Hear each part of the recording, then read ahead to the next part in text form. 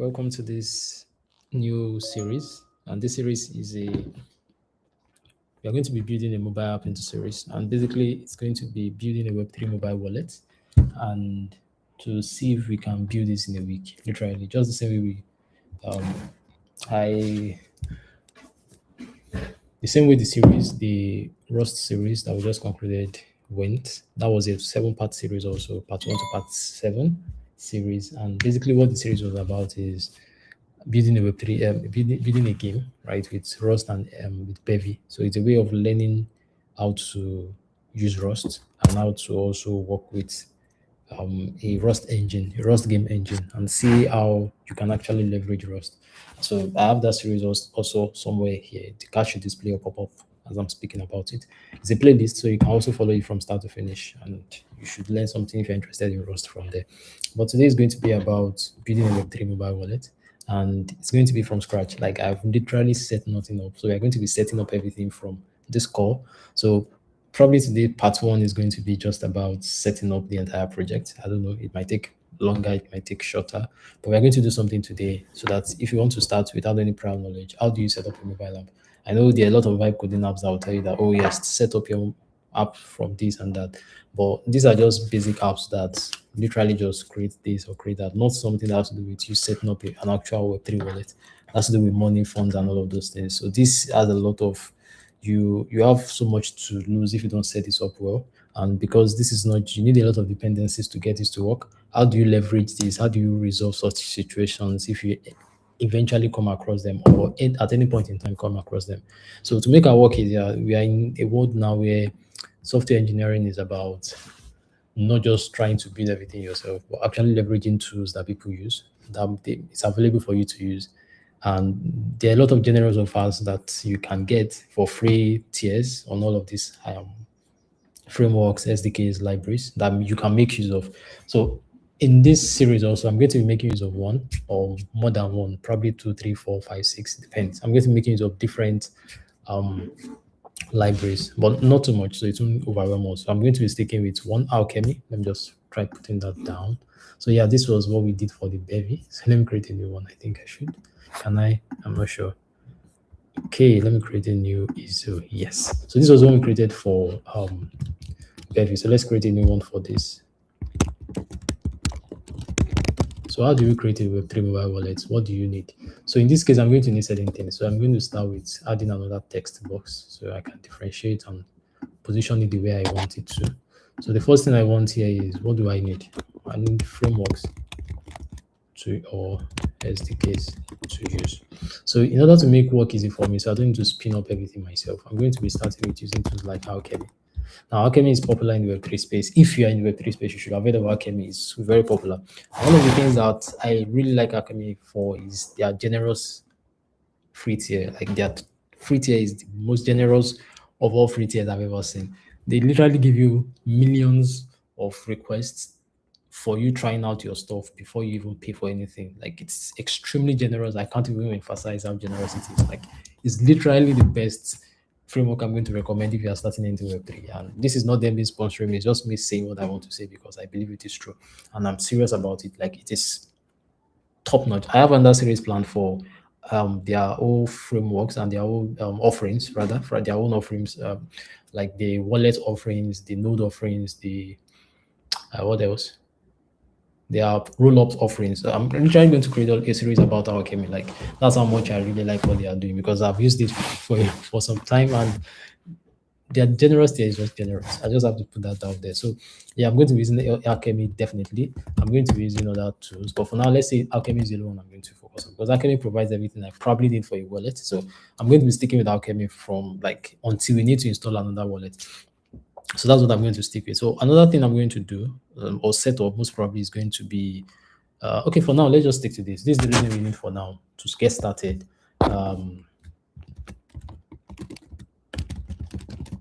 So it's going to be, you're going to be using React Native or Expo and React Native. So these are the, so I'm going to be using Expo for building it for the project. So it's definitely using Expo, like it's the easiest to set up your project with. So I'm going to be using Expo for the project. The framework I'm going to be using So I'm going to be Expo. The framework is going to be Alchemy, basically for now. So let's jump into it. I don't want to waste more time also, like having to explain all of these things or talking about it. So let's just go into it and just get started with something. So the first thing I'm going to do here is basically simple. Let's start proceed with startup. Oh, sorry, I've not been sharing my screen and I was writing something. All right, so you guys should see what I'm sharing now. So what I was talking about is this ISO here. So I was saying we are going to be using Expo for the project, right, for the mobile app.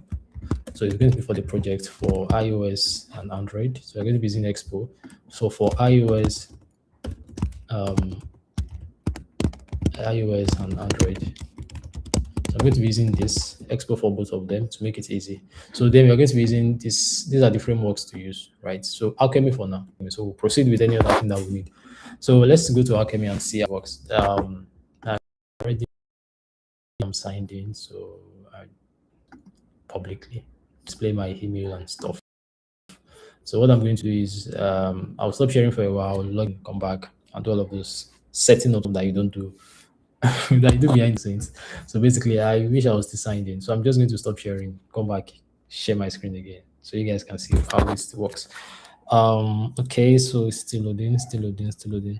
So basically, this is what we need. The from the docs itself, from the Alchemy docs, we should see everything. Okay, yeah, I've signed it already, so I really don't have much to hide from here. I think there are still some things I would like to hide, but then okay, yeah, so this is it. These are some of the requests I have for now.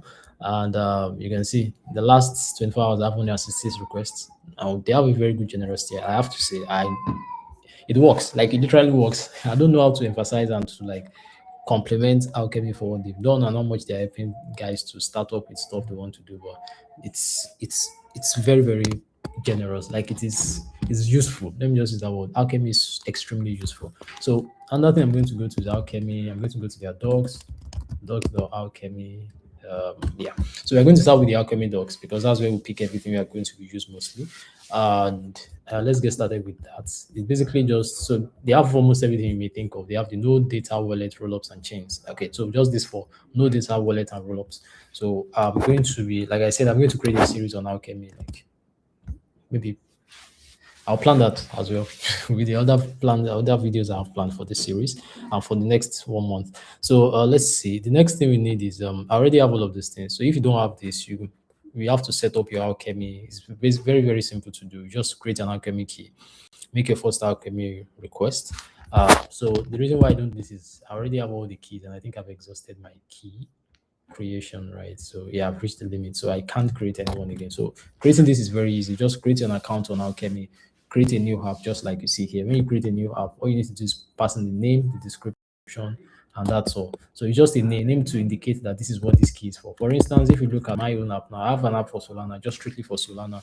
And because what this app does that I created, because the app is going to give you an API key that you use um for making requests to Alchemy. That's how they identify you. So the API key that's provided for you will only work for Solana. In this case now, like this one I created just for Solana itself. The API key I'm using for this Solana interaction, blockchain interaction is just going to be for Solana alone. It won't work for any Alchemy, any Ethereum calls I make or any other blockchain I make calls for. So that's basically the way it is. So for these ones, I created like 45 networks, different things, right? So it's very easy to get started creating them yourself. So I'm literally not going to like show them. But if you want to, this is how to do it with screenshots. You can see what you need to do is when you log in, site up. This is an API key you need to copy. So getting started is pretty easy to do. Like you really don't need to do much. It's extremely simple. You can just navigate that yourself and get started. And that's it. But like I said, I already have an account, so I can't create a new one. I've just shown you guys, but based on what I've said, just try that and it's that easy. So we are going to get started, but some things we need from here just to make our work easy is this. So we are going to create an Alchemy key. We already have an Alchemy key. I have one, right? Since I have an account. To make my first request, all I need to do is to test it. I can just make a call request like this to Ethereum mainnet to get certain things, and that's it. It works. So set up Alchemy with VM. We don't need all of this, right? I don't want to do much on all of this. Let's just go straight into it because this is 4:30. I want us to do something before 6 o'clock and be able to show, oh, this is what we've built so far. Like just in the space of 1 hour, 30 minutes. And let's see what we can do. So that's how this is going to go. So we are going to make use of the MCP server. The reason why I'm going to be showing you guys how to use the MCP server is because you can add it to any LLM you are using just to make your work faster, right? Because Alchemy MCP server shows you. Okay, this is going to kind of like expose my API key. Okay, fine. It's going to show this, right? I won't really show because I'm showing this like I have. That's fine. I will expose it and I'll delete it once I'm not really using it. So that's what I'm going to do here. So I'll show you guys how to set up the MCP server when we get started also. So setting up your MCP server for LLMs is quite easy. All you need to do is just copy this MCP server JSON file and paste to your MCP. Usually usually have like an MCP file, internal file like .mcp or the LLM company name .mcp. It's different on different either for Cursor, it's different on Cursor from how it works on Cloud Code and how it works for different places. So you usually find something like mcp.json or something else. I'll show you the one I'm using and it doesn't even look like mcp.json. So that way you have options, right? You can always set it up. And you can also watch this video on how to set it up because it also makes it clear what you need to do and it's a walkthrough. So all of those things work. So the next thing we need to do is set up this, right? So we'll copy this. I'll show you guys how to set this up. I already have it set up on one of my projects, so I can just do a copy and paste from there, but I won't do that because I have an API key. I don't want to expose on that one. So I'm going to show you how to set up newly.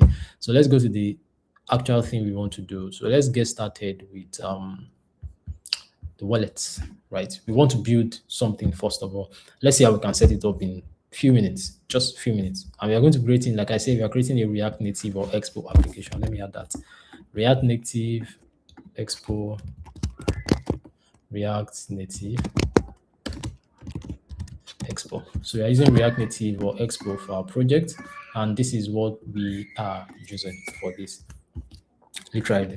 So since we've started with this, what we need to do next is let's click on the React Native, right? So we already have these are the features we have for Alchemy. Like I said, it's extremely beautiful to use. Alchemy is just impressive to use. So first thing that we are going to see here is everything you need for on-chain application, right? It's already available. You have the user onboarding, the gasless transactions, the batching, white label UI, secure policy engine. You have all of these things already defined for you. So you don't really need to worry about anything literally. So for the frameworks, we have the React Native, JavaScript, and APIs. You can do this using the API. Mean you are implementing this server side. So we are not going to start this with APIs server side first of all. This is just going to be a basic implementation first. So I'm going to show you guys. We are not going to be using this. So except you want to have any server side management, which is yes, it's very important. But in this use case, we are not going to do that yet because we are not building for this use case for now. So we are going to start with just this.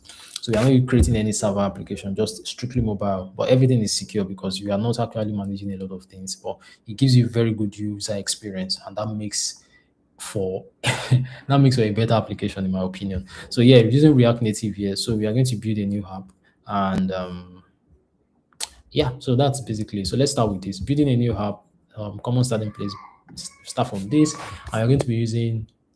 So I'll just go back to, so going to wallet gives you everything, right? I'll show you guys what you can do on the framework. So the quick start here is you need to install all of these things. So these are the things you need for creating a wallet, right? Because your entire, what we are trying to build is just a mobile wallet, Web3 mobile wallet. So we need a wallet. That's the first thing we need. So what we are going to do is install all of these things. So we need to also create a smart account client. We need all of this to make it work. But I don't want to start telling you everything we need to do here. Let's get started. Like I said, we need to create something before 6 p.m. That's in the next 1 hour, 30 minutes, literally 1 hour, 30 minutes. So first thing we're going to do is let's start with this. There are very options here, but no, let's not start with this. Let's start with this. React Native, right? So we start with Expo. So we're going to start with this, copy this. There's a template we can use for this. So I'm going to start with this template. Show us what we have from this template. Use that for our own application, then get started from there.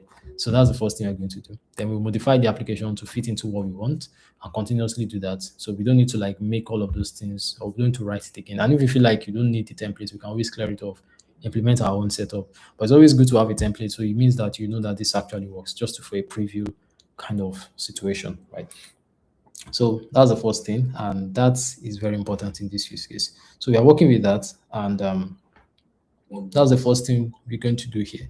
So now getting started with that is yeah. So the next thing is this. Let's go to project setup, copy this, and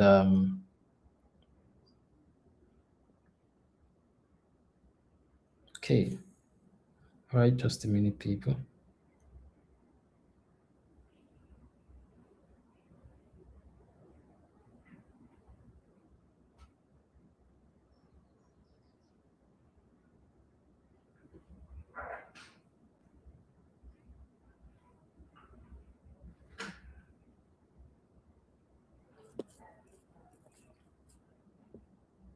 Okay, so yeah, let's proceed now. So the next thing we want to do here is quite simple. We want to create this using this example that we have here. So I'm going to click on this. I'm going to go to this other desktop view. I'm going to create a new, let me use WAP for this. And come on, start up.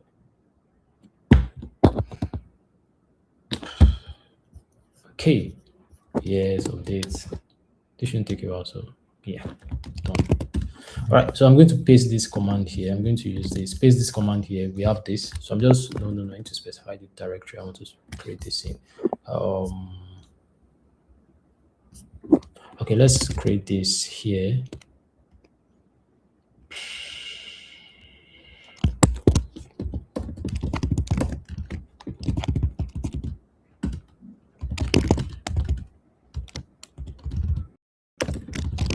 So I'm going to create a WebStorm project. So I'm going to create one of it inside of this. I'm just going to seed into this, and then I'm going to paste this here, and then I already have everything. So I'll just click on this, create the template for me. It's going to ask me this question. So I'm going to click yes, proceed.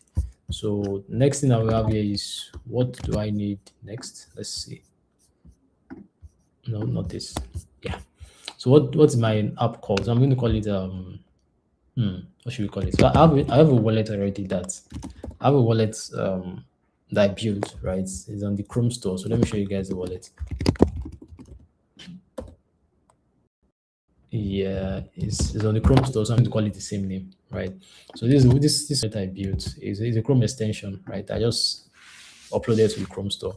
I just uploaded it to the Chrome store, so it just has just 2 users for now. So you feel free to also use it whenever you use it, whenever you want to. It's strictly for not just for devs now, but but it's useful for devs alone. So this is the main idea.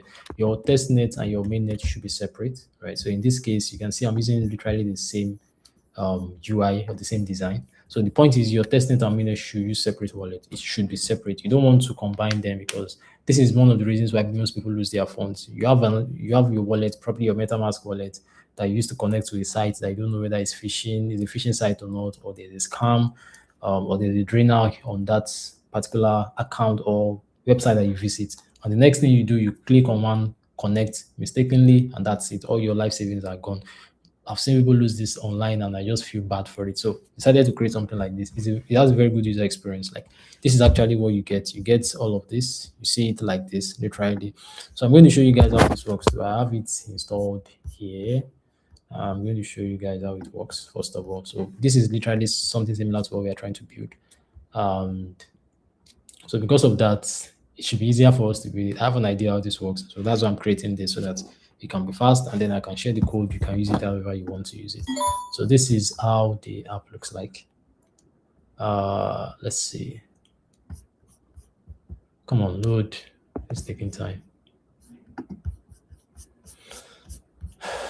Wait, or you cancel. I don't really care if you cancel or not. Just load this for me. Okay, so no, this is not what I was looking for. Come on. Really? Jeez. Okay, so this is what it's going to look like. So you have this and you have something like this, basically something like this here, right? And then only testnet is supported. So the reason for this is you can use it to connect to any site. You know that you can't lose any funds. So it works literally the same way MetaMask works. But then you don't want to send your funds to it. So it's more like a disposable wallet, but then you can preserve it and keep it. It's not something you create today and you don't have tomorrow. Yes, you can see I have Fawcett here and it has been there for almost 2 months, literally. You can manage multiple wallets. You can import your wallet. You can literally do anything with it. I can import a new wallet, right? Private key or seed phrase, and then I can remove it anytime I want. All I need to do is just go to the settings, click on the manage accounts, delete anyone I want. It's very easy to manage. Like it's very, very easy to manage. And it's very useful because this way, even if this is hacked for any reason, you can just delete it, send your faucet out of it. Whatever anybody takes from you is just your faucet. It's testnet. The person can use it for anything. So your real money should be locked somewhere else. You should never even have to use your real money wallet, where your real funds are, the wallet for your real funds on any site. Just assume it doesn't exist. So whenever you need to connect to anything, just create this temporarily for that use case, and that's it. Right. So the idea is you want to see there's a wallet that you can use here. So it's just to give you a better experience, a very good UI and UX, because you can see how beautiful this is. Well, I created it, so I can't for bias in my judgment, but then this is actually fine, right? So we are creating something similar to this, like literally almost everything that you see here, same UI, same design on the mobile, and it's going to look actually very cool. So in this case, if I want to send, this is how send looks like. You have these buttons you can use, and you can use them however you want, validated and all of those things. So let's not dwell on this. This is not what I want to show you guys, but I'm just telling you that I'm going to use the name Wallet Pro for it. I'm going to call it no, you know what? I'm going to call it another name. I'm going to call it okay, let's call it this Wallet Pro Mobile. So I'm just going to use this as the name for the project, right? So this is going to get created while we use it.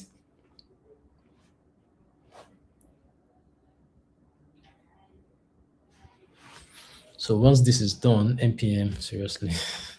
All right, so once this is done, next thing we're going to do is set up every other thing that is needed aside from using this, and then we're going to get started with the whole setup we want to implement, and that should resolve everything we try to do. So that shouldn't be a problem, right? Because let me close this. But this is it. So in case you guys want to download, I'm going to link this also to the description of this video at the end. But if you want to, all you need to do is just go to Chrome Store and search for Wallet Pro, and that's it. You should see there, Wallet Pro. This is it. So you can add it and use it. It's quite easy to use, easy to set up, easy to use. Now you don't need to manage any key, private key or seed phrase. Literally, there's no seed phrase for you to manage it. That's the beauty of it. No seed phrase, but you can always export your private key whenever you need it. Like you can just export it or clear it out. It's that simple. So all of these things are created. We have it done, and next thing is let's go to export and see off. So this is the installing. npm is just going to take time to install this, which I understand. Okay, so while this is working, and so what we're going to do is we can also start from scratch, like you can see from here. And to start from scratch, we need to set up some things. You can see there's a lot of things, but not really a lot. What we need to do first of all is create an Expo project, update to the latest version of Expo, and use all of this. Just nps create Expo app, blah blah blah. This. And basically we are done, right? So what we need to do to make this work is upgrade to the latest version of Expo, which is you upgrade it, but we don't need to upgrade anything. And then we need to install all of this as well. All of these shims, right? And all of those, we need to set up all of these shims. So this is why I want us to use something that works already. So we don't need to set this up. We know that, we have something that works that they already provided, and then we can just install all of this. But all of this all of these settings and configurations are already being handled automatically from this repo that we are trying to clone now, right? So once we clone this, we already have it automatically in our file, and then we don't need to set up all of those things again. But this is very good documentation when you want to set it up yourself, probably from scratch. And then when you are done with this, next thing we want to do is how to get started straight away. So you're going to be using the example that they have, and we're going to be making some changes. So now there's no example to cover everything that we are trying to do here, right? Like there's no 100% example or tutorial on how to do what we are trying to do. We are trying to do something that I don't think is available anywhere on the web. Like I've not seen it using Alchemy, but if you guys have seen it, then feel free to link it so I can check it out as well. And trying to build this just means you are trying to push what Alchemy can do to another level, which is what I believe you are trying to do in this case. And I feel it can make more sense. So yeah, that's what we are trying to implement. So we need some of these things. We are not going to use the API, right? So because we are not creating this from like I said, we are not creating this from the server. We are creating this direct from the client side, right? Because all integrations and all most of the security is being handled by Alchemy. So you really don't need to worry implementing all of those or trying to figure it out or implement a lot of all security stuff. Just how security should be handled from the client side is what you worry about, right? So that's basically what we have to talk about or show you guys here before we start working. So these are examples. Yeah, these are recipes or how we can implement this. You can see these are examples of how you can send USDC using the smart wallet. How you can so yeah, another thing I forgot to mention is how can we provide you smart wallet? Oh my god, this is taking extremely too long. How can we provide you with smart wallet? And smart wallet is like all this is a new feature of Ethereum that you can use to create like actual wallets that behaves as a contract, like actually externally owned accounts that behave as a contract. So what that means is that you can write logic for your wallets now on how to do certain things, and it has more functionalities than just sending and receiving. You can program it to do something. So we are going to be creating this smart wallet here, and so Alchemy provides you a smart wallet, so we don't need to really do much for that to work. Um, and yeah, once we start with this and this is set up, we are going to set up the MCP server so that we can use AI extensively to help us fasten or speed up the process of what we are trying to do here. So yeah, I'm just waiting for this to get installed. NPM can be extremely slow most times, not even most times, almost all the time. So let's give it a minute and see what we.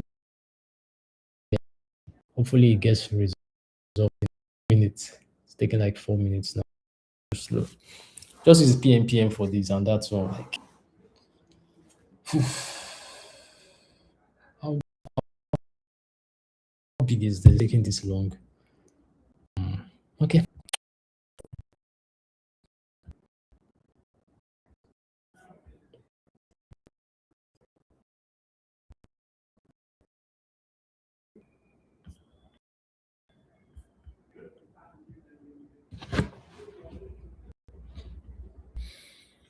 All right. So this is taking longer than I expected to take. Oh my God. NPM. Come on. First thing I'm going to do when this is done is to delete the package.json and use PNPM to reinstall it. And you guys will see like the time it takes, the difference in the time it will take to install both using NPM and using PNPM. The time difference is going to be wild. So we're going to see that also. Uh-huh. Still loading. Oh my God, still loading. Jeez.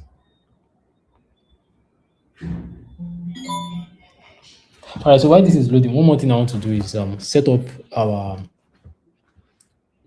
the what they call this now.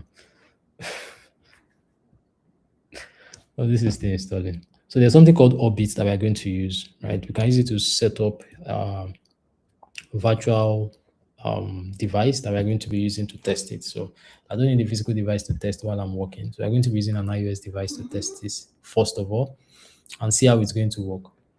So that's the first thing. Let's see what this will be.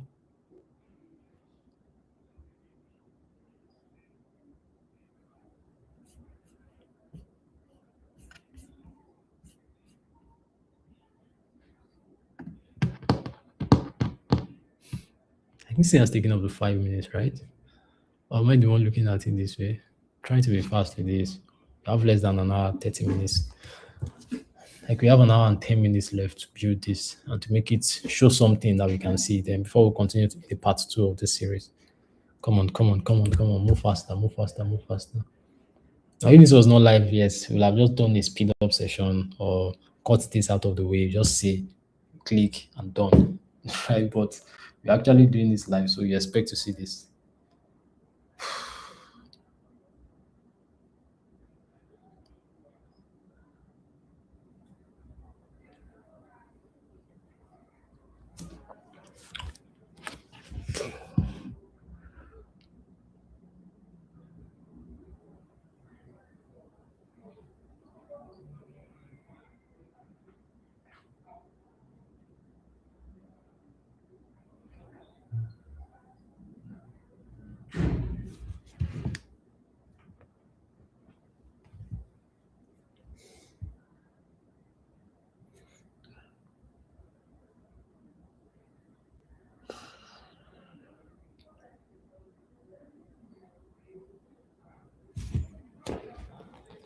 And this has literally taken 2 minutes from the last time I checked.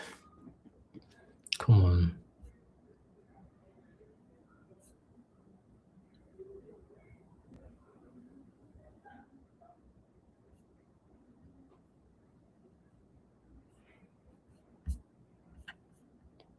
Okay, so there's one more thing I would like to show you guys before while we wait for this to complete, the npm install to complete. And probably there's any other thing. I could probably just stop this, set up the project and reinstall it. But I don't know if it's going to ask for any other step anymore. I don't know how the script. Oh, finally, some message, and I can even understand what is happening. So yeah, let me show you guys the supported chains, right? Because not all chains are supported, but most of the chains are actually supported, and some of the chains supported are this. So if you want to get, Alchemy provides access to all of these chains, and it provides a bundle and gas sponsorship as well. You have free gas sponsorship from Alchemy. So you don't need your users to have gas before they can interact with your application. You can cover gas fee for them for some certain operations, literally. So these are some of the chains supported. We have any chain, Arbitrum, Nova, Base, Arbitrum 1, BNB, Bera chain, Celo, Ethereum, Frax. So these are all the chains. Now, some of them don't support bundler and gas sponsorship. Most of them do. I think the only one that does not support is this, Degen. But the majority of all the other ones, and yeah, Solana doesn't have a bundler, but there's gas sponsorship for when you use their Solana. Also, you can sponsor gas for users without needing to pay, without the users needing to pay for the gas fees. So you can also have that as well.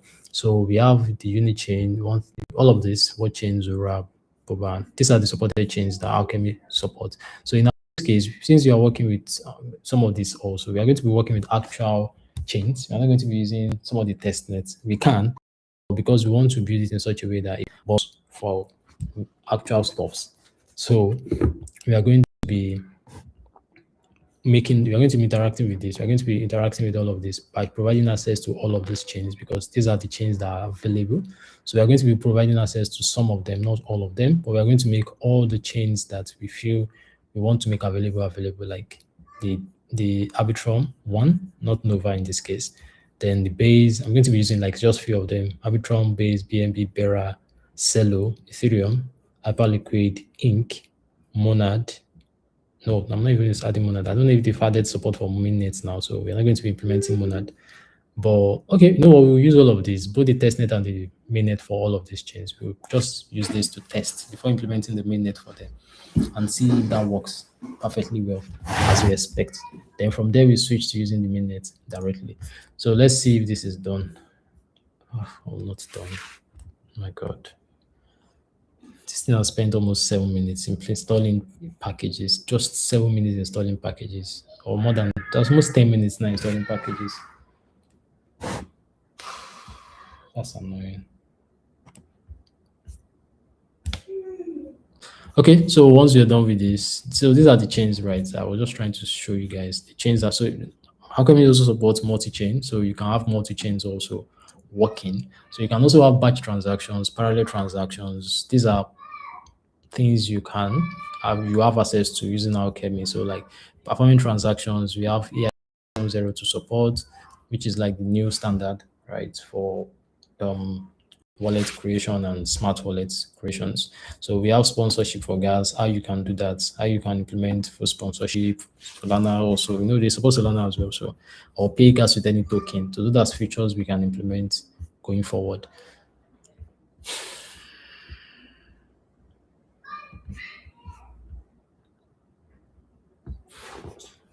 Okay, I think I'm going to stop this, right?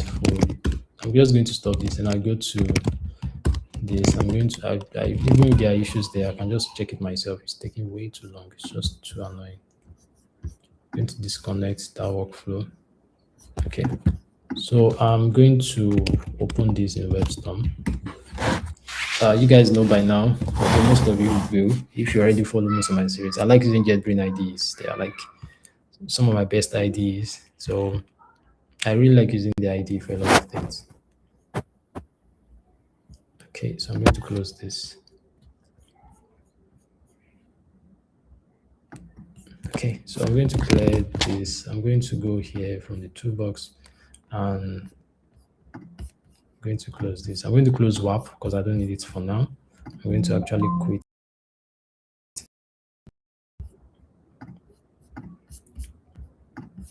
So I'm going to go here and open this. Where is it? Wallet Pro Mobile. Yeah. So this is it. Why do you like this? Preserve the settings I gave to you. Come on.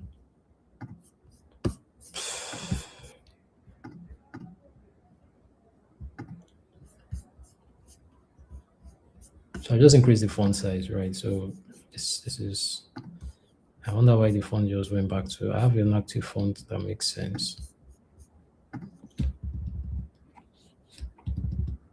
25, line 1.3, enabling gachos. Yes, yes. Apply the editor general font. Appearance, also code folding, editor, auto import, font.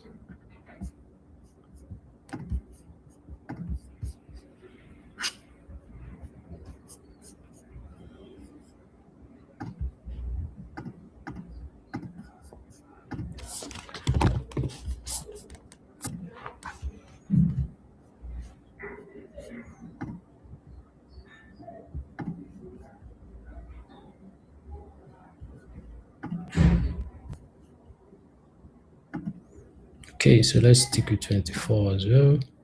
All right, so I think 24 is a bit too much. Let's reduce it to like 20. Apply this. Let's see. I think 20 works great. Yeah, everybody should be able to see this. So yeah, this is how it looks like. And now that we are good with this, I'm going to not run yarn. There's yarn.log, there's package.log. So why do I have yarn.log there before? If I what was using npm if there's yarn? I don't even want to deal with this right now. Really don't want to even understand what has happened. So let's go to git ignore first of all. Start with adding the packages we don't want to have, which is the idea directory. I don't want that. So added to I don't want that added to my commit messages. So there's no version control. So the first thing I'm going to do is I'm going to initialize create a git repository here. So for version control. And once we have that, then you know that everything you need to get started is done, started, and done. All right. So README is here. So once we're done with this, let's go to the next thing. Now, what do we need to do here? Oh my God, this is also sheets. Font size, just inherit the font size, crying aloud. 20, 1.2. Apply this, and let's see, what do we have? We have the configure colors, color scheme. So let's go back here. Okay. That's all. So we have all of these sets, right? We have this done and completed. So the next thing we have is let's try setting up this now. Since we have this small space, I actually have to reduce this. I feel like it's a lot bigger than I expected. Don't worry, we can always reduce that.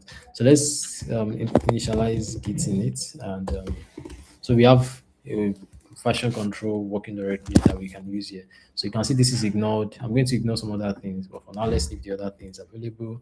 So we have 91 files, 100 XML from the Android app, the Android directory. So what we're going to do is, before we set up anything, let's go to the package.json and see what we have. So we have all of these packages not installed. So there's yarn.log. I'm going to delete that. I'm using pnpm directly to make it faster. So we have all of these things here: expo constant, the ABI type, browserify, constants, font linking, and the rest, and the rest, and the rest. Sorry, just a minute, guys.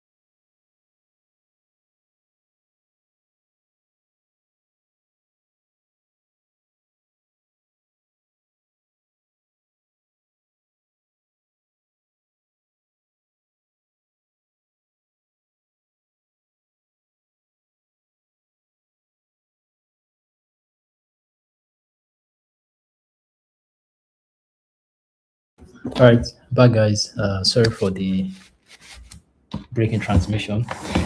So yes, let's proceed. So the next thing to do is, like I said, we are going to install this. So I'm just going to open my terminal, pnpm, and click I. That's it. So it's going to set pnpm as my default package manager because currently there's no pnpm here. Oh, so yeah, it's currently using YARN. So I'm going to remove this so that it can install pnpm for me. So if it adds YARN, why was it using npm to install this? That was so creepy. That's annoying. Try it when you have package manager just defined and something else is being used for you. It just makes you waste unnecessarily for what you don't need. So in this case, this is what I have, right? I have the package JSON installed, so it's going to take time, but not as much as it did before. So once this is installed, first thing we're going to do is we are not going to create we are going to start up the system and test this and see what we are going to have. But back to the example and see what they told us from the example. We said, when you use Expo, what are you expecting here? Say getting started, you have all of this. When you register this, run the app. Say when you run the app, because the app is native mode, you cannot run it with Expo Go. Instead, you need to use development builds. You can do it with Android and iOS commands. This might be an issue. But don't worry, we'll find a way around it. This is exactly what I'm trying to. That's why I said to limit before setup, but tomorrow definitely is going to be for we jump starting a lot of things to do. There's going to be a part 2, probably a part 3. But if you finish early, maybe we'll keep it between part 1 and part 4. It might be possible to just stop at part 4 or part 5. I don't know. But if you guys want, you can always take it to part 7 and actually make it very, very functional. Like tweak it, make it as beautiful as possible with animations, customizations, very good flow. Find things that we can build. And then you can actually, if you want, you can put it on the App Store or the Play Store and then you guys can use it. I can promise you, okay, let me not say promise you, but I can assure you that if you actually do it the way I have it in mind to build this, it can actually work for you for almost any use case you want to.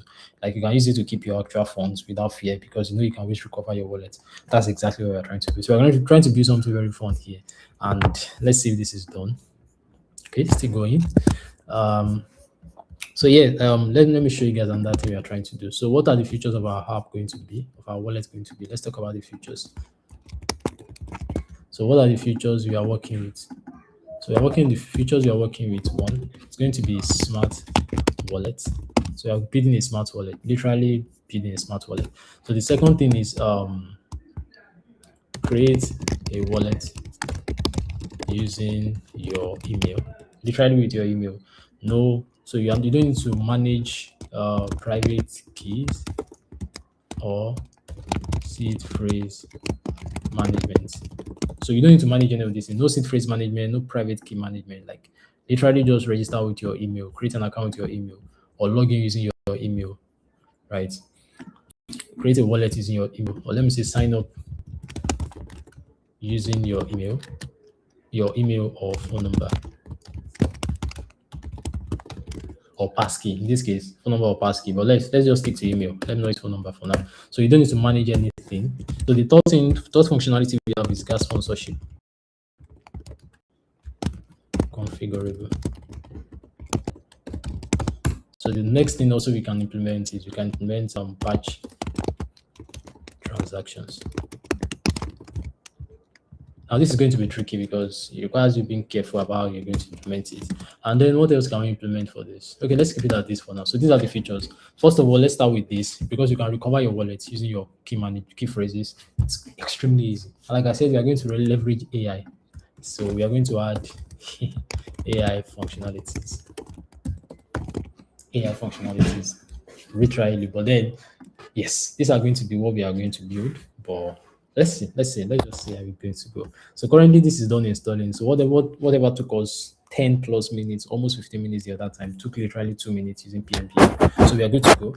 So what I'm going to do now is I'm going to start the app, npx expo. Let me see. Let's start. Yeah.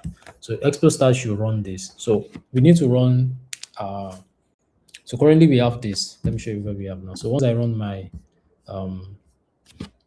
so once I start this, what I'm going to have is I'm going to have this QR code that I can scan to build this. But this is not the only thing. So the next thing we're going to do is we're going to open a simulator in this case. So I'm going to open an iOS simulator. So if I click on I, It's supposed to build this, but currently don't have it open. So there's something you can use for iOS simulation. You can use something called Orbit, Expo Orbit. So I have it installed already. This is it here, Expo Orbit. You can have it downloaded, right? Just go to search for Expo Orbit on Google. You have it downloaded and you can open it literally. So I already have it open. So I'm just going to open it. It's going to pop up here. So this is running. I have one running, but I already closed it. So I'm just going to launch it again. I'm going to be using iPhone 16 Pro Max for my version that we are building for. So I'm simulating iPhone 16 Pro Max. So I'm going to be simulating that. So once that pops up, the simulation, yeah, this is simulator. So simulator is started already. So there's already Expo Go here. So what I'm going to do is, let's see if this is opened. So I'm going to start this again. So this is it. You can see I already have stuff that I was testing initially. So I'm going to run the simulator again by pressing I, which is open iOS simulation.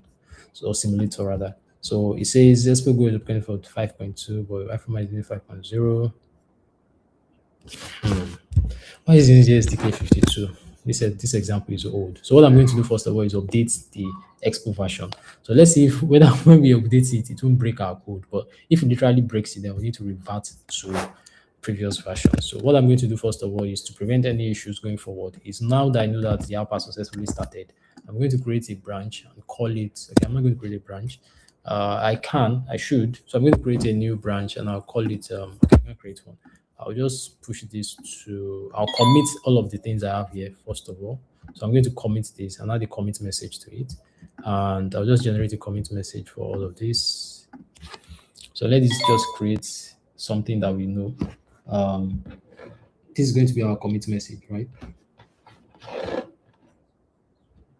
Okay, so I'm going to commit this, but not push, just commit now, because you don't have a GitHub setup for it. I'm going to create a GitHub setup for this that we can actually use. There's no. Okay, so I'm going to cancel it. I'll set up the GitHub repo. Then we'll push to. Then we're going to do that. So I'm going to close that. Then now that I have that already done, I'm going to update our Expo from 52 to using 54, which is the latest version. So say install the recommended Expo Go version. I say yes. So it's going to fetch the Expo Go version, download the Expo Go version, install that for me, and then we can proceed from there. So that's exactly what we are expecting. That's what we are looking for. So but guys, if this is not big enough for you to see, please just drop a comment so I can know that it's not big enough. But I feel like the font should be big enough for you to see, and then we can use that as well. Okay, so yeah, back to what we are doing, back to what we are working with. So we have this is downloading the new version. So hopefully the new version should not break anything. It should still work as expected. But the so what I see currently as the issue, or there might be the issue, is it might be a version issue. But I don't want to believe that there might be any issue here. And if there's an issue, we should be able to resolve it.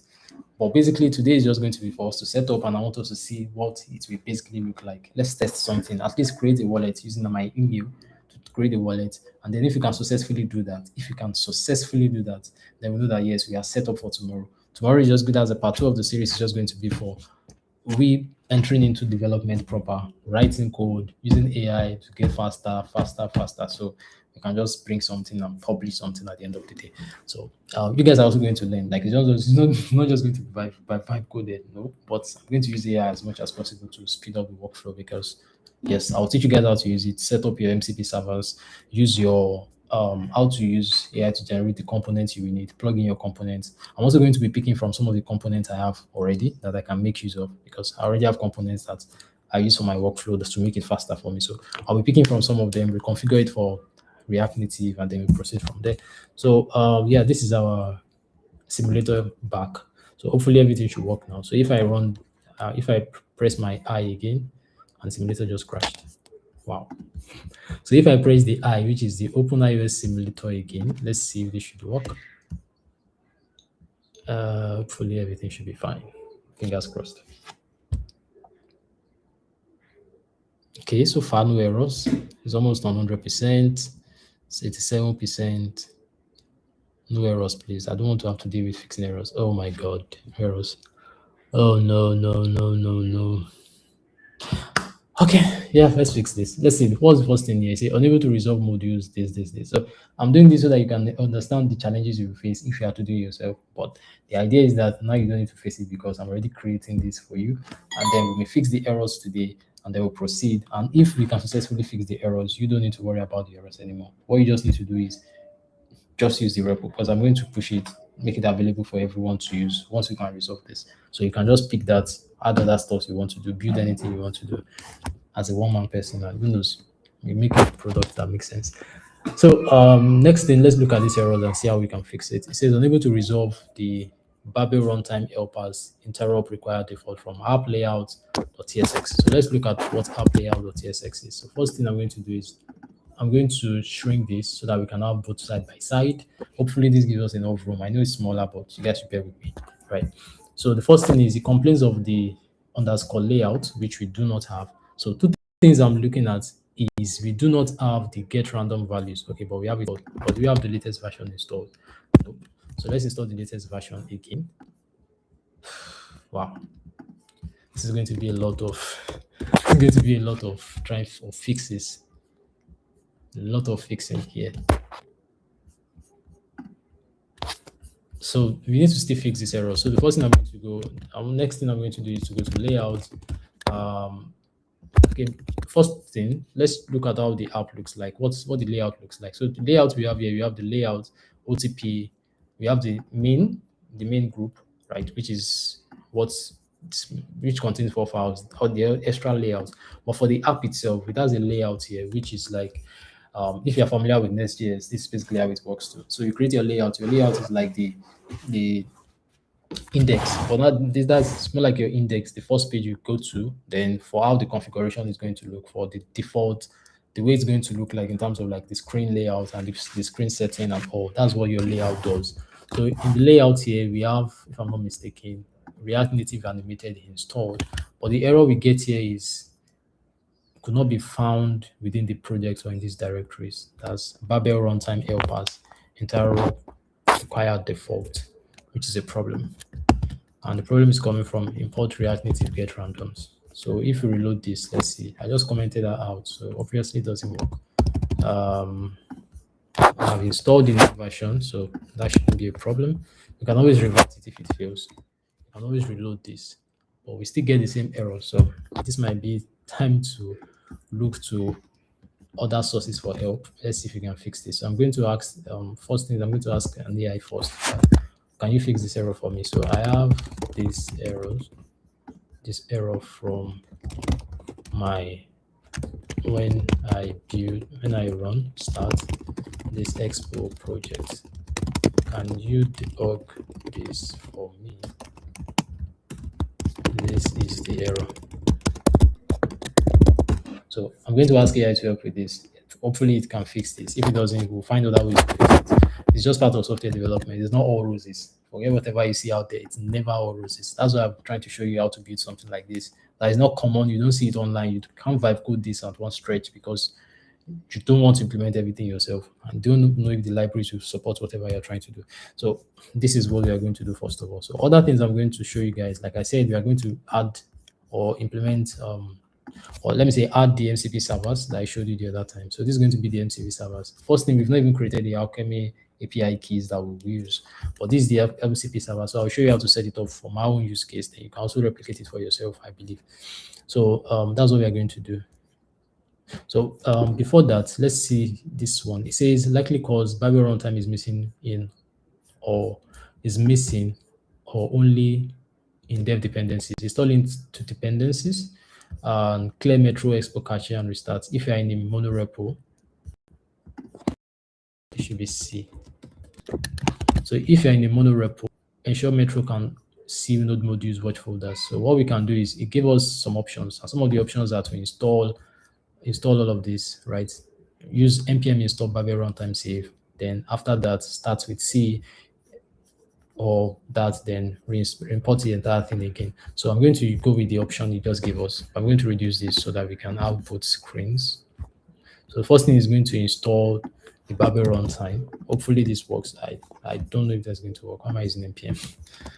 Okay, so I'm going to paste this here. Add Babel runtime. So, like I said, they said we should check if it is inside, if it's actually available for us. And in this case, Babel runtime doesn't exist because we can't find it anywhere, and it's not in dev dependencies as well. So, I actually agree with the fact that it might be coming from an issue with the dev dependency because it might be from a monorepo, and having it in a monorepo, we actually it can be used directly, but when you pick a part out of it, that might be the actual issue, but we can't be sure yet. So to be on the safe side, let's add everything they said. We are going to restart the server because we just installed something else. So if I restart the server now using the expo start, so we are going to use the -c command so that on every start it clears the cache for us and reinstall everything. So then we are going to let's see if this error is still going to persist. I believe it should. Well, I know that's not a good thing to say, but then that's how it works most of the time. You don't expect it to work, but if it works, all well and good. Like I said, yeah, it didn't work. So, but okay, yeah. So this is the first error is fixed. This is another error entirely. Account signer unable to resolve that. So that means the first error is fixed. Let's proceed to the other errors. Levels the next one. Unable to resolve account kit signer from main layout, which is not this layout, but from the other layout. Remember, I showed you guys that there's a main group here. So let's go to the main and check it out. So what do we have? Account kit here. But funny enough, it's saying that you can't get account kits, which is weird. Why can't you get account kit? Is it because it says okay, we have to use the Go Expo Go version? We can't use the we have to use Expo Go. We can't use the development build like what was told us the other time. I think it was mentioned, right? It was mentioned that we can't use that.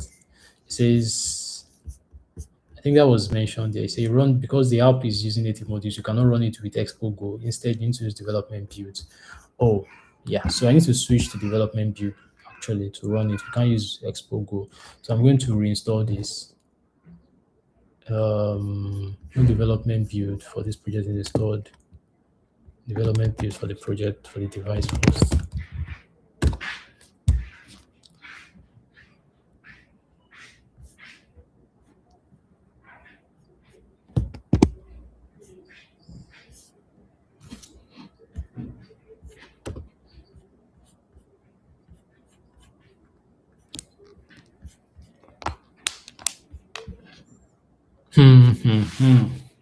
So this is where the error this is where the problem might come now, because if I'm going to use this, then I can only use a development build, most probably on my phone. So this is an issue. I think I understand what the problem is now. Why? Because we can't use this. Literally can't use this. So first error encountered. First big error encountered. Major error, in fact. This is like a major one because okay, I'm just laughing at what is actually a very serious issue. Very, very serious issue. If I open the one on the web. Oh no. Oh, I didn't even think about this. No.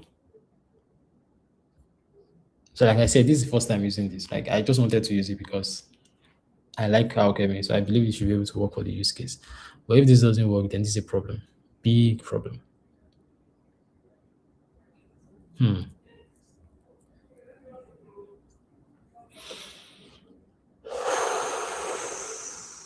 But the crazy thing is I've used this library before. And I've used it when I was building the wallet I showed you guys, the Chrome extension wallet I showed you guys. I installed this package. I installed it, I tried it on the wallet, the Chrome extension wallet, and it worked. I was able to sign in with my email, went out. So I was expecting it to work for mobile. I'm so shocked it's not working right now, which I understand is caused by this library, this package, which is a problem.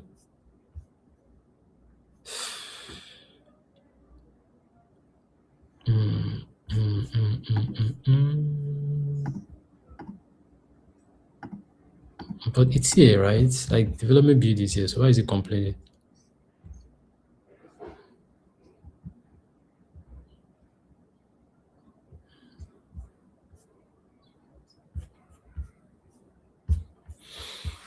Whew.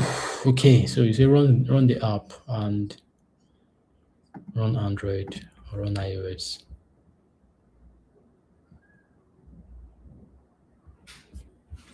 Okay, you know what?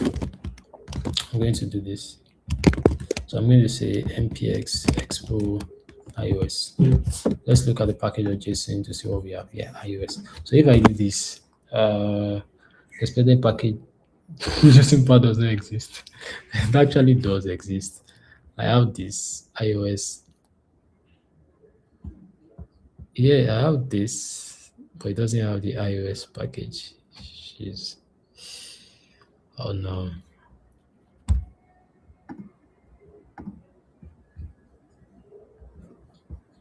Fixing this is going to be an issue. But this shouldn't affect us. You shouldn't still bother us because it happens. It happens really. Like it literally happens. This is one of the things you face on a daily basis. If you actually write code a lot. Like one of those things you find out, you're like, okay, I have to use another, I have to switch to another thing entirely or find a way to fix it if you feel like it will work for you. So we are not giving up. You just have to find a way to make it work. Okay. So going back to this, it says because the app is in native modules, you cannot run to the Expo and instead need to use this. So it says common issue if you get this error, cannot set location, JS engine MS. So Expo, now that you get everything set up, run a preview to ensure the native modules are properly built and added to your project. So let's say implement this for iOS since we are testing that. I think the problem here is I have to use my phone to test it. I don't know if it's going to work on a simulator. It should. I don't know. Not sure. I mostly use my phone for tests like this. Test directly with my phone. I just scan the QR code and then check if it's going to work. And if it's working on my phone, crazy thing I do is an Apple device, so I can't mirror my screen. If I could, I would have done that, mirrored my screen. But let me see. Let's say if that's going to work. So if it works from my mobile phone directly, and see if I can scan that. Let's build for Android first. It's already built, like I can see it built here. You can see there's Android here, so the app is already built here. So I believe it's supposed to work once. So what I'm going to do is again is XPS Expo Android. So it's going to start the Android version. Why do you keep telling me the package or JSON doesn't exist? Obviously, I know it doesn't exist. So even the documentation is wrong there because it's telling me first of all to. Now this thing's not set up. Let me see. App.json. Is this set up or not? We have Expo plugins. Let's see our plugins. So this is the iOS configurations, Android configuration. Let's see the Expo plugins. We have plugins here. Okay, Expo router view properties. Deployment target 17.0. It's correct. What else?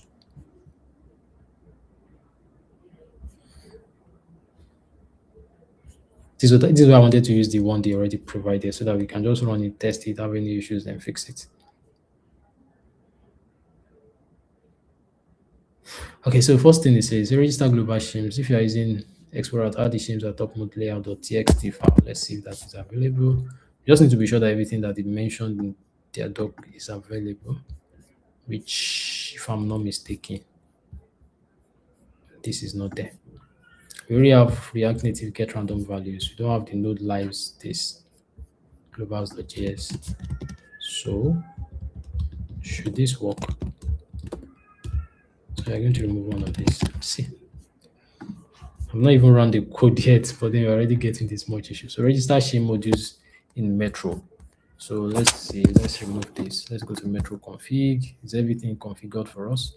Let's see, we have the Noble Ashes crypto Sinclair type box. Noble Ashes crypto Sinclair type box is not there. Why do you guys give me incomplete configurations? You don't even configure crypto browser verify.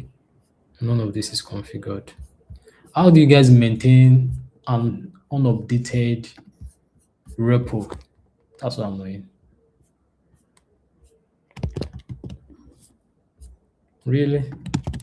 Okay, that's terrible. That's really awful. Extremely awful. Okay, so I assume I'm going to use what is now on there. I was thinking everything will be done from here, but then it seems like I need to follow the documentation to still make sure everything is live, which is not what I expect. upgrade all your dependencies to match the new Expo SDK version, which I think is nice. I should have done that actually. So install the updates.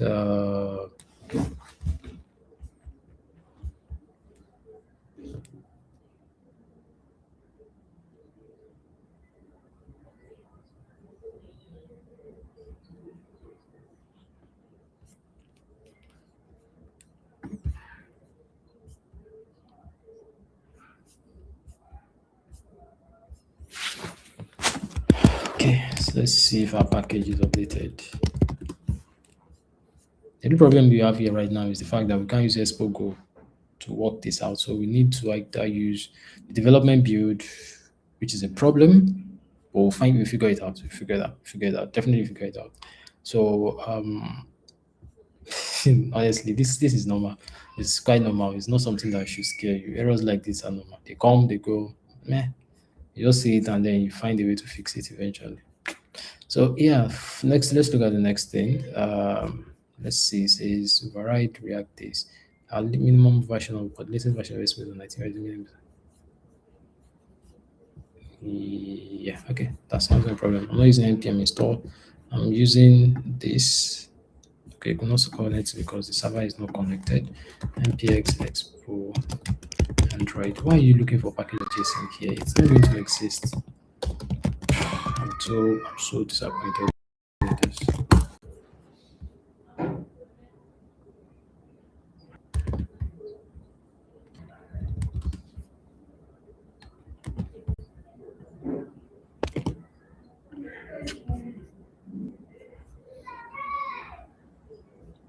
So this is where the problem is because the Alchemy Signer Kit module uses actual native modules. You can't run it with Expo. You have to use Expo Go to run it, which is there. You have to use development build rather. So what, like I said, I'm going to try using my phone to scan this to see if it's going to work on my device. Right? Hopefully it should. So you should be able to use that instead of using the simulator I was trying to use. The simulator is just to make it easy for you guys to see everything I'm working on in real time. That was the essence of the simulation. But if that doesn't work, then that's a problem. I'll have to find another way to show you guys what's how this works.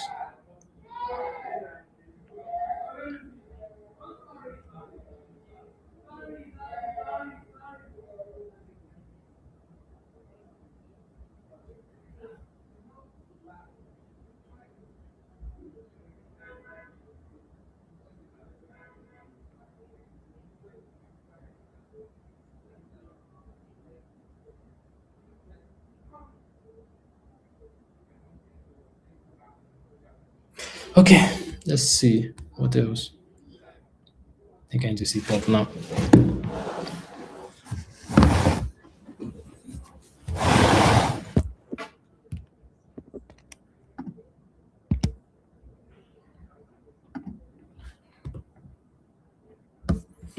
No development build for this project is installed. Please make an install development build on the device first. How do I install the device? Sorry for the noise, guys.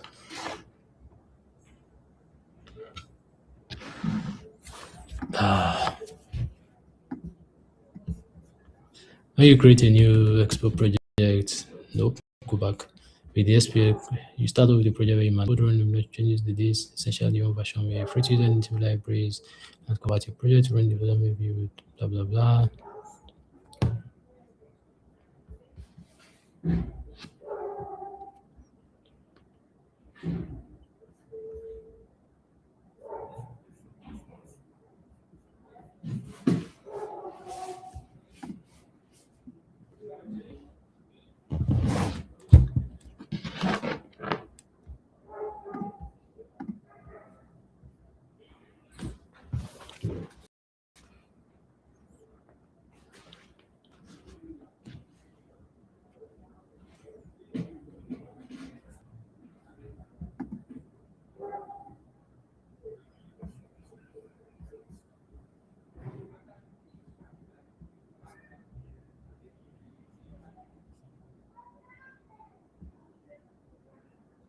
Oh yes, I need to have an AES build. How did I forget this? Okay. All right. So it says for detailed tutorial says on YouTube. I'm not following that. Let's just read this and try to install it. Um, First thing we need to do, I think we need to set up our build for EAS.json. So we need to first install the dev client. I think I have the dev client installed, but let's try. We can't be too sure. We can't be too complacent as well. So let's do that. Let's go dev client. Let's go back to this. It says for details step by step, this.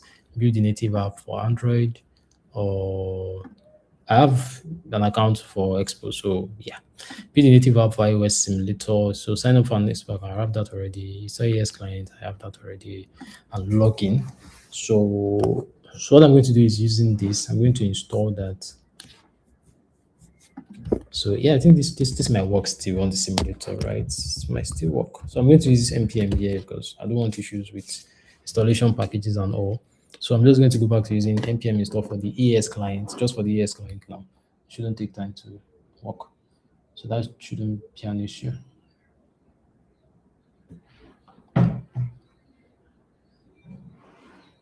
Okay, so let's see. Let's allow this work. Then I'm going to log in using my account on at my ES account I have on Expo. I have an account. I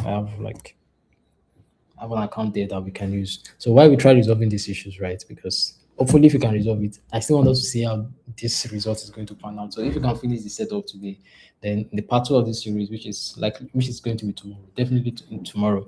So if you're not subscribed, please ensure you are subscribed so you get notified for when the video is going to drop automatically tomorrow. Okay, so as you can see I'm already logged in to the on Expo, right? You can see it's telling me you're already logged in as this. Do you want to continue? Yes. So I'm going to continue. My username is this. You just told me my username. Why are you asking for the username as well? Password. Do I remember my password? I'm not sure. Okay, I should be right. Hopefully. Yes, I'm logged in. So yes, I'm logged into my ES account. So let's go back to the tutorial and see what next. So the first thing is for the native iOS simulator. Sign up for this. I have signed up. I have installed the client and I'm logged in. iOS simulators are available. And make sure you have LMS. Blah, blah, blah. I have that installed. Now this is the iOS simulation I was talking about. So if I click on this and let this load, you can see telling me to install S code and all of these things. Watchman, yeah, try it out. You can see it's literally the same thing, right? So yeah, we have that. But this is you trying to use Watchman yourself to kind of like make it work. But in this case, I'm not trying to use that, and I'm not trying to use S code because I'm not trying to deal with that. So I'm going to continue with this using Metro. Metro should be able to get it to work for me. So building the native app on iOS device. But in this case, we're using the simulator, so that you guys can see what is happening. But if you don't have the simulator, also you can also go for a native Android app if you have one. I'm not trying to use my Android device. I'm trying to use the Metro, the Orbit. There's this Expo Orbit here for implementing this. So once we are done with this, it says you install the app. You need to install the native app on your device emulator. When building this, if you create your development node this, you can also install previous version from this or using Expo Orbit. So when you build locally using this, to be an archive, you may drag and drop this on your Android simulator to install it. Okay, so that's what we're going to do now. So I'm going to go back here and drag and drop this, literally this folder to this. So all I did was just to drag it.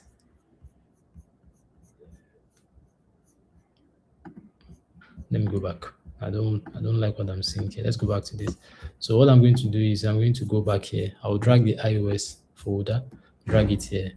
It's telling me on my iPhone is empty. So these are the files. As you can see, it's literally the same thing from here. So these are the files that we have here. So everything is there.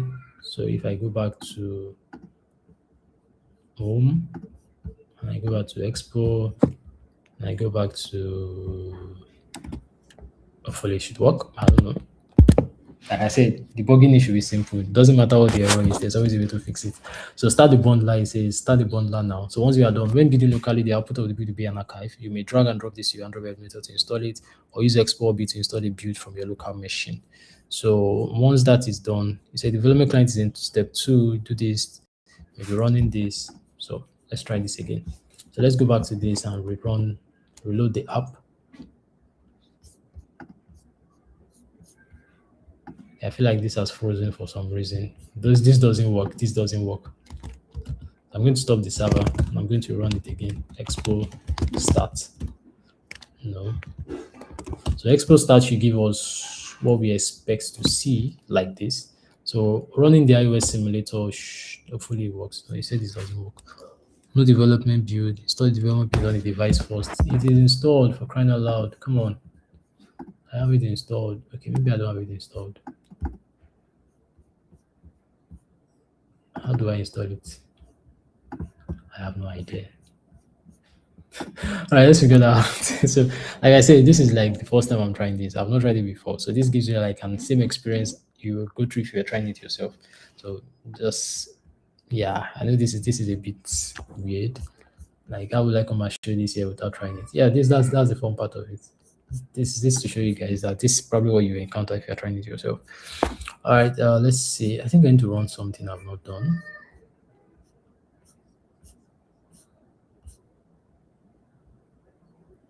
I was not done with that, right? I was not. I knew I was not done. So the next thing I needed to do was edit development profile in AS.json, which I don't even have yet. I'm not sure I have AS.json yet. Yeah, AS.json. I don't have it yet. So what we needed to do was to build it to get AS.json. So all we need to do is how do we work with this? Let's go to development build first of all. Build your native app. Build for iOS. Run this. Build on this. Start the bundler. Pre-build. Pre-build for run iOS when you don't need to pre-build.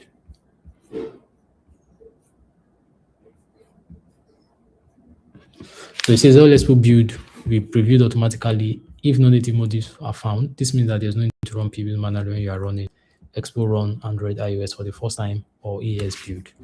To have the ES command work. I doubt if it's going to work.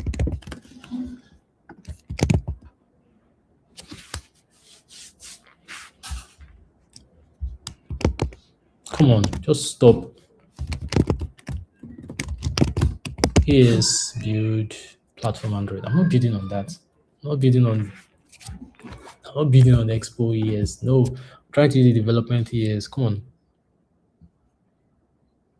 Let me see how this is supposed to work.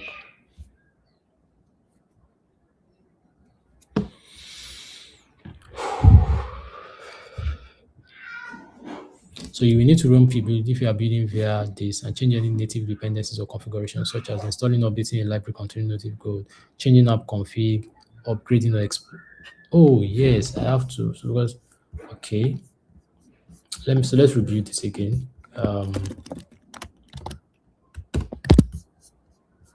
Expo run iOS. A video with your native code. This. Let's see. So we already have that in our package.json actually, because our package.json already has the iOS. So if you just do continue with uncommitted changes.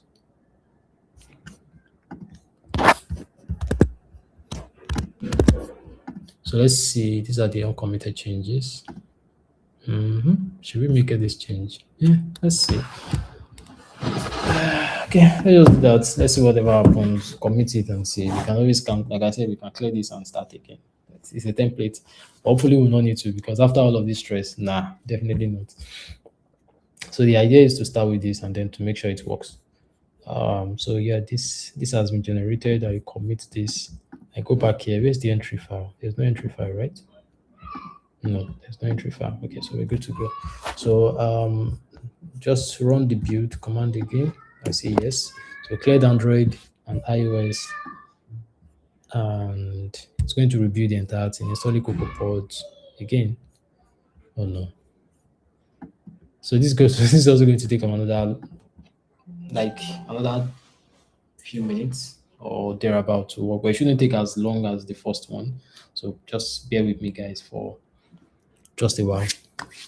So I know this has not gone as we planned to go, but remember I said initially that if you can get all the setup done, it still might be for setup, but if you can get the setup done, right? But this is just cool because now you can also understand how these things go most times. It's not all roses, but once you get all the setup done, so your setup is always almost the issue.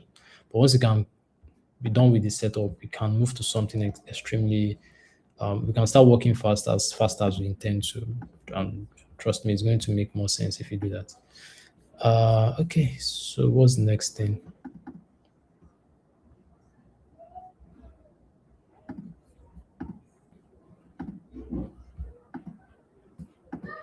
So it's still installing CocoaPods, iOS this.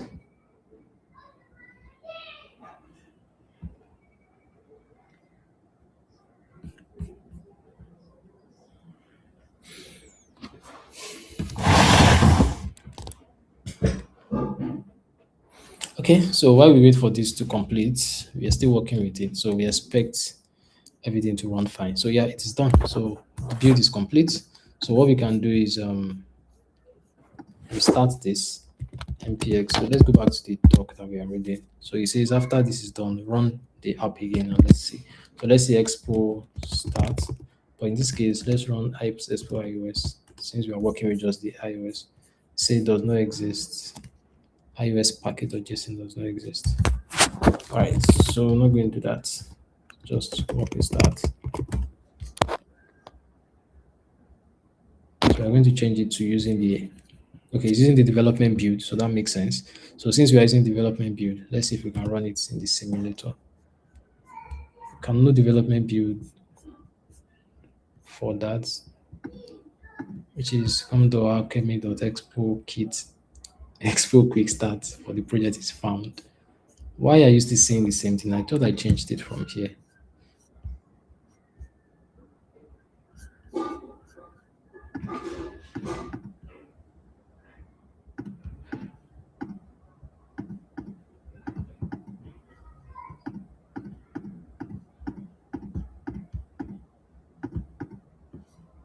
This is supposed to be the build we use. Yep.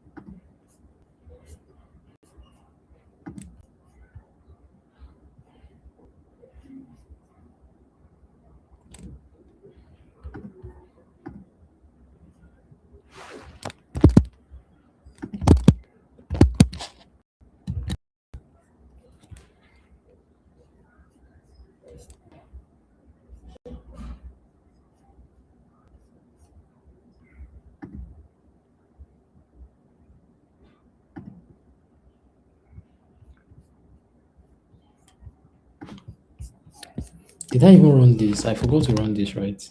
Shish. What was I doing? So platform for iOS provides development. So it says I need to add. Oh no, I haven't done that. Okay, yeah, it's not. It's automatically create this for this. So it needs to create an ES for that.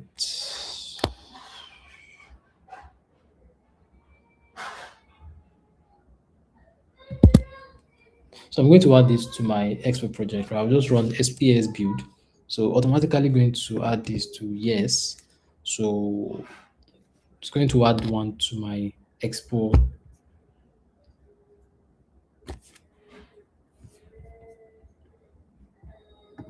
So this is the example ENV that we have, which is something we are still going to use. No, I'm not logging into my Apple account. I just said no. I'm not trying to generate for this. Oh no, that's why I said development now for crying out loud. I have an Apple ID truly. All right, sorry guys. Let me stop sharing so that I can show you guys. I can give my Apple ID here, so it can make use of it.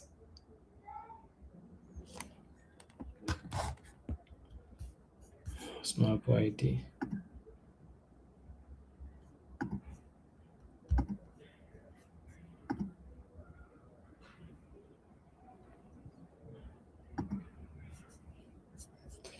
All right, just a minute. Let me drop the ID.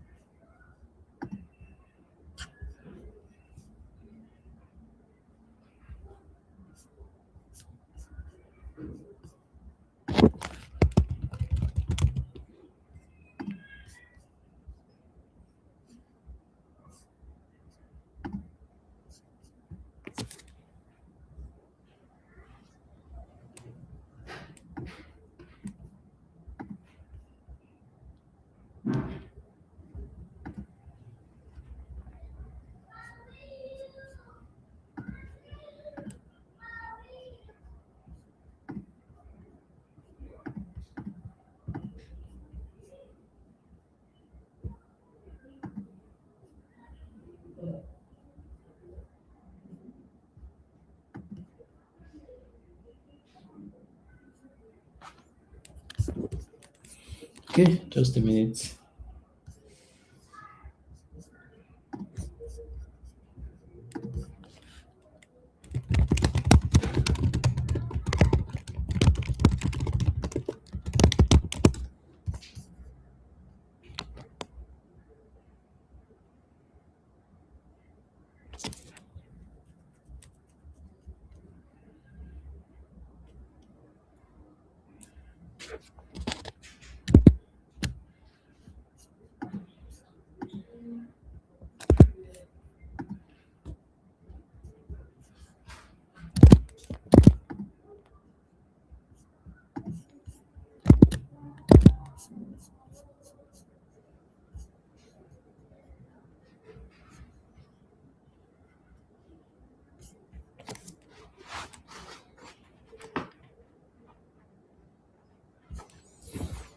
Okay, so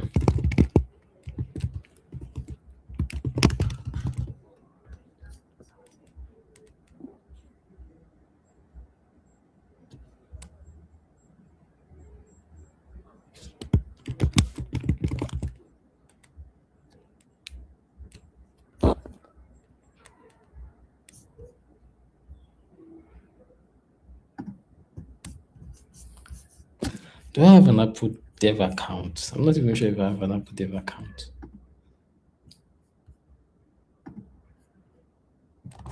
Oh no. Why do I even think I have a Dev account for Apple? I'm sure I have an Apple ID. I should, right? Oh yeah, I should.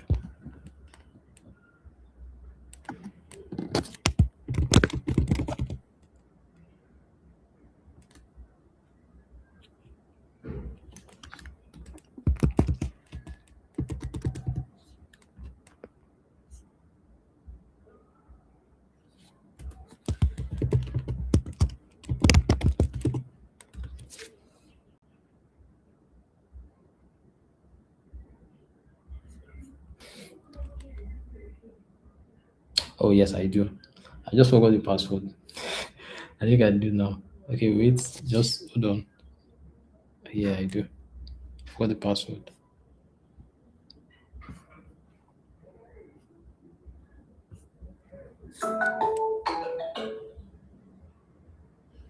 Okay, yeah. So yeah, we're good to go. I would like to try again. Yes.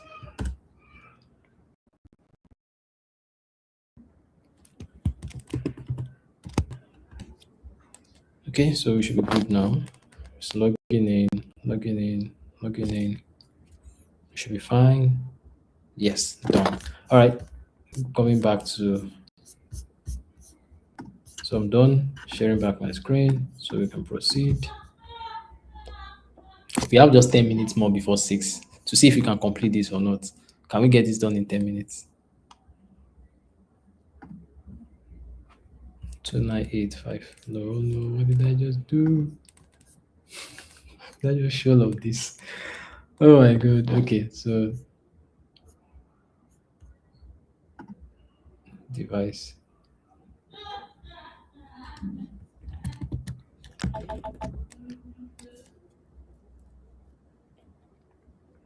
Alright, so let me complete this. I'll come back. I'll sign in again. 298553, I think.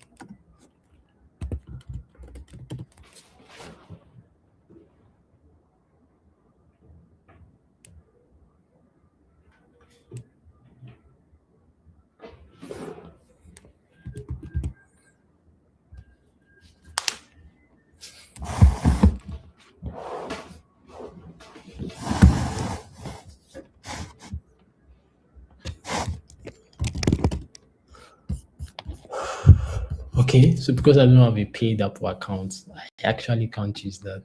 I just realized that I don't have a paid Apple account. I just have an Apple ID. It's not paid. So Apple won't allow me use the ES, or Expo won't allow us use the ES build. So we can't actually use that. We have to have another method. Hopefully there's another method to use. Um, so what if I have it on my Android? Let's see if we can do that, and then I can mirror the screen. I think that's the best way I can do right now because that way it is easier. can mirror my Android screen so you guys can see what's happening. And I have to find a way to do that, even if it's going to be difficult mirroring my screen on. I don't even know how to do that on an Android. But anything is possible. Let's see what we can get out of this first of all. So let me install this on my Android and see if I can get that done. So I have my MPX export of the wall. So I'm going to set up for Android now, not for iOS, because I don't have an iOS account, so it's not going to work. Um,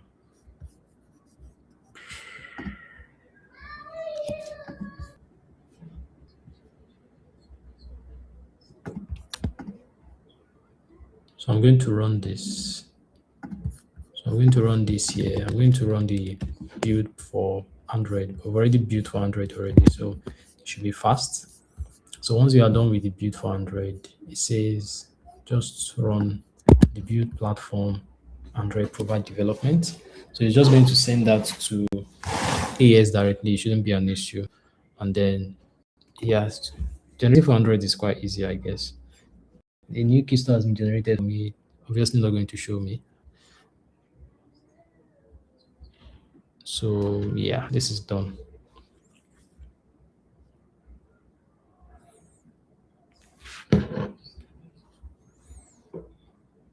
I need to find another way to make this work so we can test this out. This is not sustainable.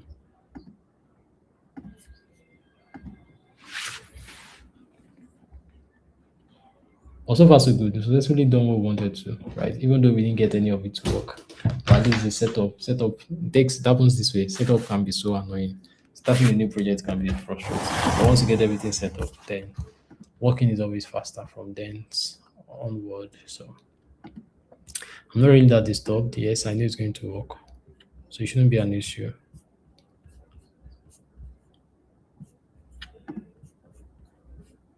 So I'm going to close this. I'm just going to move this. Close this.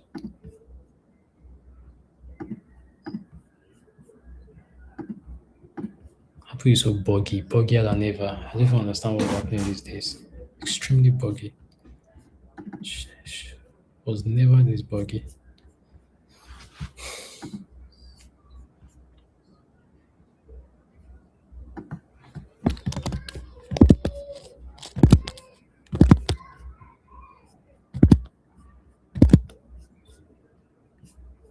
So it says I should change this to development iOS simulator.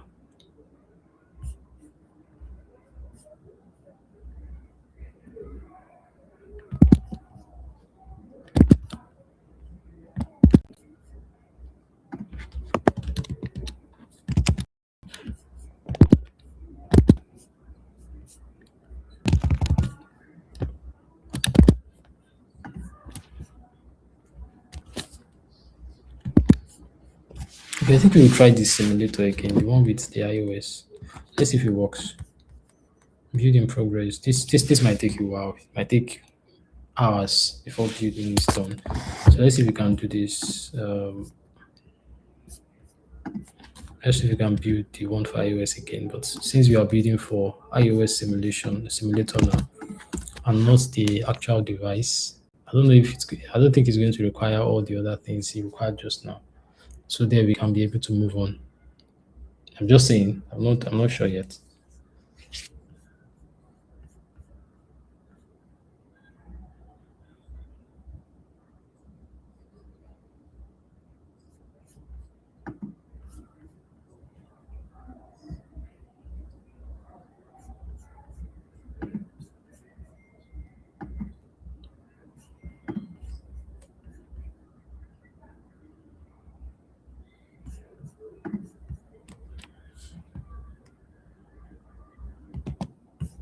So I have to close the one on Android just to see if this is going to work because currently now I see it allowing the iOS to work. So I don't need to start thinking or worrying about how to get my Android device to be mirrored to my device, to my MacBook to make it work. So I think this should be fine, right? But it's still building directly to Expo, right?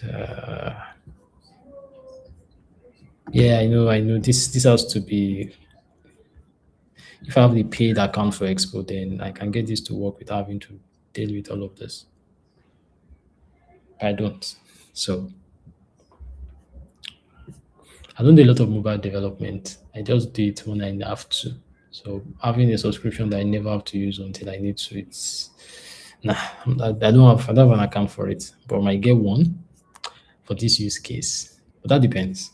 Let's see if there's a way we can get it to work. Since we are working with the simulator now, it says we've done all of this. We've installed this. iOS simulator available on your macOS. Make sure you have the iOS simulator installed, and I have that installed already. So requirements done. Then update the es.json file. Add the simulator to it, which is this platform iOS profile. This bit more iOS build on AES. So you can also read this. Install the app. You need to.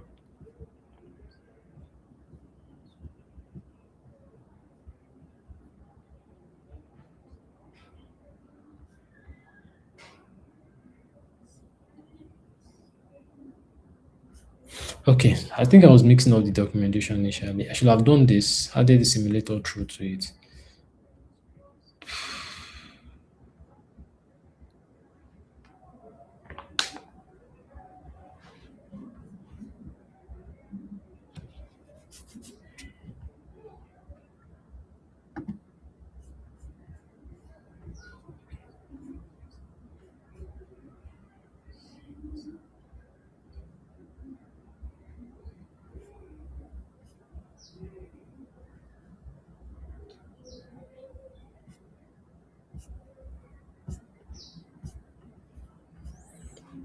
Okay, so we have 1 more minute, 1 minute before 6 p.m. and still building. We're still building this. Do I really need to do this? Like, I'm quite confused here. Do I need to use the build? Even though I know that, yes, and this isn't the development build. The iOS simulator will not work. It's still going to complain. It's not installed. Install the development build first, which is what we're installing. And so we need the development build actually. So install without credentials. I can add without credentials for the iOS specific. I can say without credentials.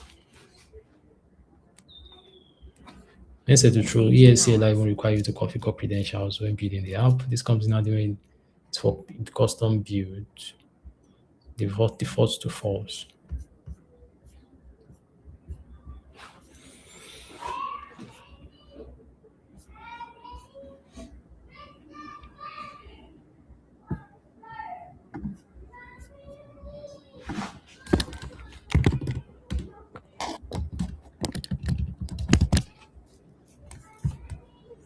Okay, so this might be an issue because ESB takes a lot of time, and I mistakenly started an Android build before the iOS simulator build. So I expect it to first delay before everything is done. So if I'm to show you guys, for instance, what I mean, this is how it's going to look like. It's going to tell you that the build artifact is in progress. It's not going to tell you how long it's going to take most times. It's just going to tell you notify me. That's all. So this can take a long time. It can take hours. I've literally tried this before, and it took me almost 4 hours before I got anything working. So I'm definitely not going to subject us to that. So this is what we are going to do today.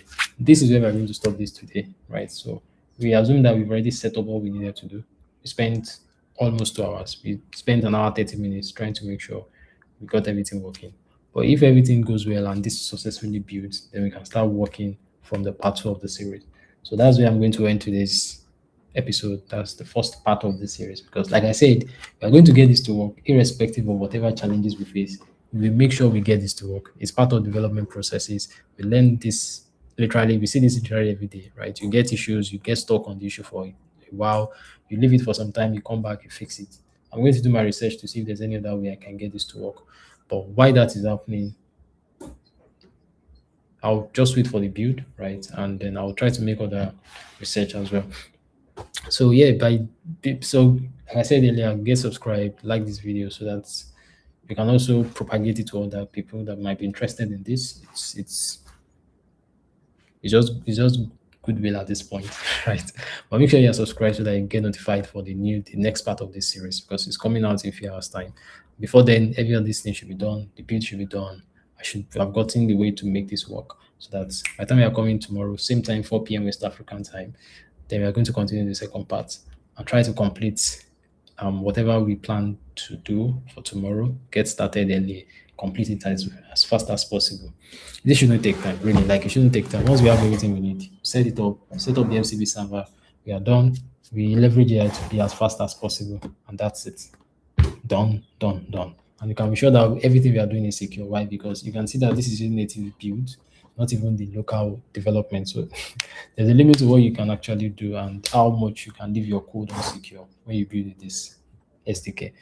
So yeah, thanks so much guys for joining today. That will be all for today. This is has been fun debugging all of this with you guys, and well, not really fun, but it's been nice debugging with you guys. So feel free to drop any questions you have, if you have any. Why we've not even done anything yet, but if you have questions, yes, it's welcomed. We can fix it. We can. I can give my suggestions based on the experience of what I have with these things, and then we can proceed from there. But thank you so much for joining. See you guys in the next one. Bye for now. Catch you guys in the next episode, part 2 of this. Bye for now.